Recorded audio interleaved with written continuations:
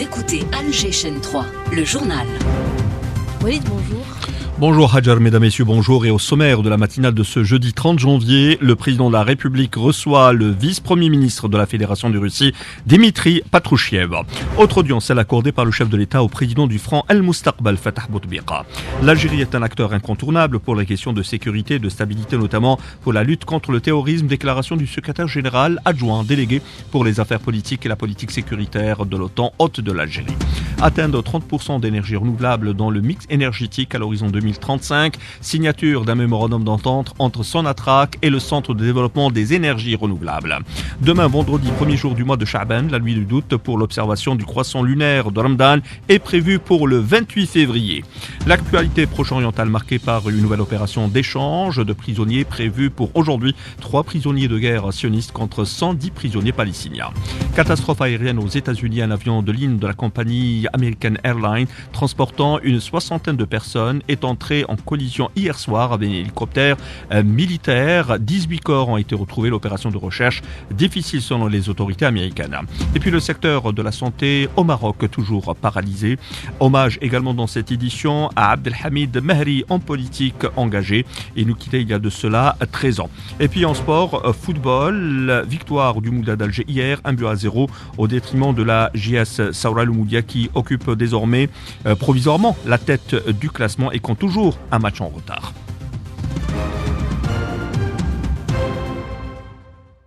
Mesdames, Messieurs, bonjour. Une édition que nous entamons avec l'audience accordée hier par le président de la République au vice-premier ministre de la Fédération de Russie, Dimitri Patrouchiev. Ce jeudi se tient à Alger la 12e commission mixte de coopération algéro-russe. Ont assisté à l'audience le directeur de cabinet de la présidence de la République, Boualem, du ministre de l'Agriculture, Youssef Chafai, l'ambassadeur d'Algérie en Russie. Le président de la République qui a également reçu le président du Front Al-Mustaqbal, Fatah Bouteflika. Les mutations économiques et les défis auxquels est confronté notre pays, autant de questions évoquées. S'agissant des attaques hostiles visant l'Algérie, le président du Front Al-Mustaqbal, Fatah Bouteflika, estime qu'elle témoigne de la bonne dynamique dans laquelle s'inscrit le pays, fruit des efforts collectifs de toutes les composantes de la nation. Déclaration au sortir de l'audience accordée par le chef de l'État. Aujourd'hui, nous avons constaté un engagement encore plus fort de la part du président de la République et une confiance qu'il place entre les mains du peuple. Il veut véritablement mener l'Algérie vers la stabilité. Au sein du Front Al-Mustaqbal, en tant que parti politique et acteur de la scène nationale, nous adhérons pleinement à cette vision car elle repose sur des idées réformistes et constructives qui doivent aboutir à des résultats concrets. Nous devons tous nous engager pour y parvenir. Ce qui renforce davantage notre fierté est de voir que le président de la République a engagé un dialogue avec toutes les catégories de la société et s'efforce d'instaurer un mode de gouvernance basé sur l'éthique et les engagements qu'il a pris devant le peuple algérien. En parallèle, nous constatons que certains responsables et systèmes politiques à l'étranger, confrontés à des crises internes, tentent d'attenter à la souveraineté et à la stabilité d'autres nations. Or, le président a su instaurer en Algérie une gouvernance basée sur l'engagement et un travail rigoureux au service du peuple et de la nation. Sur la scène internationale, cet engagement se traduit par une fidélité aux valeurs fondamentales de l'Algérie, un pays qui reste fidèle à ses principes, qui ne s'ingère pas dans les affaires d'autres nations et qui veille à préserver sa souveraineté et son intégrité. L'Algérie avance, l'Algérie progresse et il est de notre responsabilité à tous d'être à la hauteur de cette phase de développement en adoptant un engagement national fort et sincère. C'était le président du Front Al-Mustaqbal, Fatah Bouteflika, déclaration au sortir de l'audience accordée par le président de la République. L'Algérie, un acteur incontournable pour les questions de sécurité et de stabilité, notamment pour la lutte contre le terrorisme. Déclaration du secrétaire général adjoint délégué pour les affaires politiques et la politique sécuritaire de l'OTAN, hôte de l'Algérie, Javier Colomina, reçu hier par le ministre d'État, ministre des Affaires étrangères, Ahmed Attaf. Cette rencontre a permis de passer en revue l'état et les perspectives des relations de dialogue et de coopération entre l'Algérie et l'OTAN et d'échanger les vues et les analyses sur plusieurs questions d'intérêt commun, notamment les défis sécuritaires dans l'espace euro-méditerranéen, les développements de la situation au Moyen-Orient et dans la région sahélo-saharienne. L'Algérie est un acteur incontournable pour les questions de sécurité et de stabilité, notamment pour la lutte contre le terrorisme. On a parlé de ces enjeux, on a parlé aussi des enjeux régionaux, en particulier du Sahel, une région qui nous préoccupe beaucoup, on le dit fréquemment, c'est peut-être la région la plus instable qu'il y a aujourd'hui dans le monde, et un enjeu sécuritaire essentiel et prioritaire pour l'organisation que je représente et pour la plupart de mes alliés. Le dialogue politique qu'on a avec l'Algérie avance bien. On a choisi de l'approfondir. La coopération pratique, la coopération entre nos militaires a avancé très bien pendant les dernières 2 décennies. Il y a plein d'activités qu'on fait conjointement. Je pense que les conclusions auxquelles on est arrivé après les entretiens que j'ai eus sont énormément positives. Et la deuxième session du dialogue politique entre l'Algérie et l'OTAN s'est tenue dans le cadre de cette visite. L'importance de poursuivre la coordination et la concertation sur les questions régionales et internationales d'intérêt commun, notamment celles liées à l'agenda de l'Union africaine, évoquée par le ministre de la Communication, sa qualité d'envoyé spécial du président de la République. Il a été reçu à Malabo par le président de la République de Guinée lors de cette rencontre. Le ministre de la Communication, Mohamed Mziane, a remis une lettre du président de la République à son homologue guinéen. Et puis également chargé par le président de la République, le président de l'Assemblée populaire nationale, Brahim Bourali, participe à la 3e édition des dialogues sur la prospérité en Afrique prévus à Accra au Ghana. Il y a eu réunion du gouvernement hier présidée par le Premier ministre Nadil Arbaoui. Entre autres dossiers évoqués, le suivi de l'application des directives présidentielles pour la gestion des ports, mais également l'amélioration de l'efficacité énergétique à travers les différents projets en cours de réalisation et les mesures proposées pour une diversification progressive du mix énergétique. À ce propos d'ailleurs, atteindre les 30% d'énergie renouvelable dans le mix énergétique d'ici 2035, un objectif tracé. Sonatrach procédait hier à la signature d'un protocole d'entente avec le Centre de développement des énergies renouvelables Mayel 15. Ce protocole vise à booster les projets de recherche dans les domaines des énergies renouvelables afin d'atteindre un taux de 30% dans le mix énergétique d'ici 2035. Nourdine Yassa, secrétaire d'État auprès du ministre de l'Énergie chargé des énergies renouvelables. Nous avons fixé des objectifs ambitieux, notamment celui d'atteindre une part de 30% d'énergie renouvelable dans notre mix énergétique d'ici 2035 grâce au déploiement du programme national des énergies renouvelables, avec une capacité de 15 000 MW dans 3 200 MW déjà lancés. Il s'agit notamment de la conduite de projets de recherche conjointe dans les domaines des énergies renouvelables et de l'hydrogène, le développement de techniques innovantes pour intégrer les énergies renouvelables dans les sites administratifs et industriels de l'entreprise, le renforcement des capacités humaines par le transfert de compétences et la réalisation de projets pilotes pour tester et valider les solutions développées conjointement avec leur développement à grande échelle. L'université contribuera davantage à la transition énergétique, explique Kamel Badari, ministre de l'Enseignement supérieur et de la Recherche scientifique.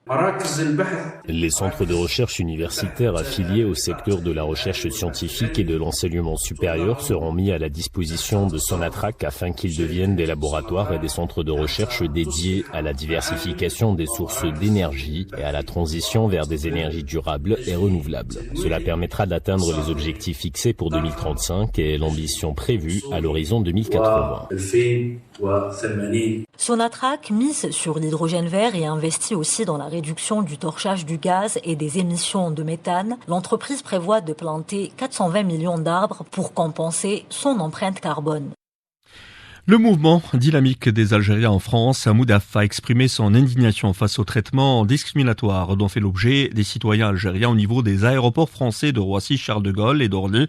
Le Moudaf dénonce avec la plus grande fermeté ces pratiques indignes et s'apparente à des mesures arbitraires et discriminatoires incompatibles avec les principes de respect et d'égalité que prône la France. Et puis, catastrophe aérienne aux États-Unis, nous vous disions en titre, un avion de ligne de la compagnie aérienne American Airlines, transportant une 60aine de personnes, est entré hier soir en collision avec un hélicoptère militaire.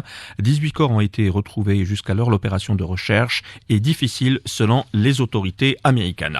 L'actualité proche-orientale marquée toujours par cette nouvelle opération d'échange de prisonniers prévue pour ce matin. 3 prisonniers de guerre sionistes contre 110 prisonniers palestiniens. Et en attendant, pendant que les Palestiniens regagnent le nord de la bande de Gaza, il y a ce problème, l'acheminement versement des aides humanitaires, toujours entravées par l'entité sioniste Lies Terghini.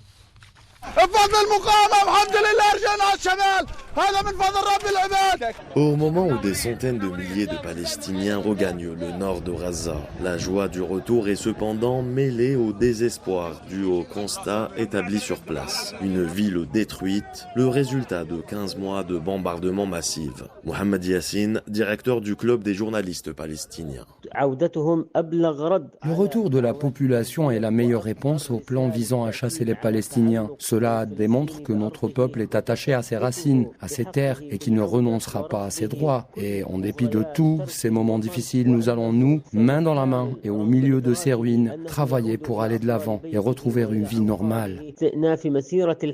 En plus des menaces contre l'UNRWA, l'aide humanitaire se retrouve bloquée par l'occupant sioniste. C'est ce qu'a dénoncé le Hamas, ajoutant que cela aura un impact sur les libérations de prisonniers de guerre prévues dans l'accord de trêve. Le mouvement aurait demandé l'intervention des médiateurs qataris et égyptiens pour forcer l'occupation à faciliter l'acheminement des aides, d'autant plus qu'un premier navire turc chargé d'environ 870 tonnes d'aide a transité par le port égyptien d'El Arish.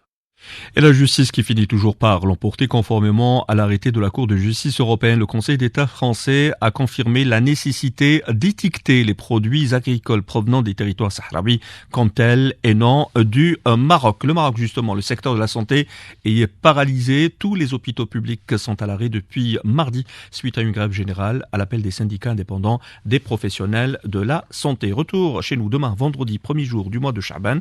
La nuit du doute pour l'observation du croissant lunaire de Ramadan est prévu pour le 28 février, annonce faite hier soir par le ministère des Affaires religieuses et des Waqf. Voilà ce qui nous amène à parler des préparatifs pour le mois sacré de Ramadan avec les programmes élaborés par le Croissant Rouge algérien, à l'exemple du bureau de la wilaya de Sogaras, Sadr Bouraoui.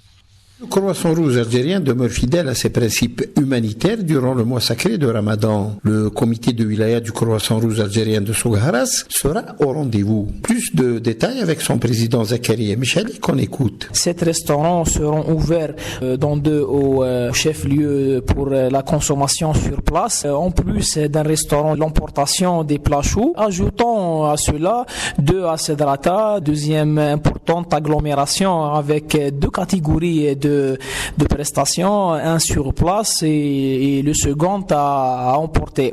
Sans oublier celui de Ain Sanour, ouvert à la consommation sur place, et le dernier port de la route nationale numéro 16 avec des packs des repas offerts aux usagers de la route. Les centres pour personnes âgées pour lesquels un programme aussi leur a été élaboré qui consiste à des dîners et soirées ramadanesque. De Sogaras, Sadr Bouraoui pour Alger 3.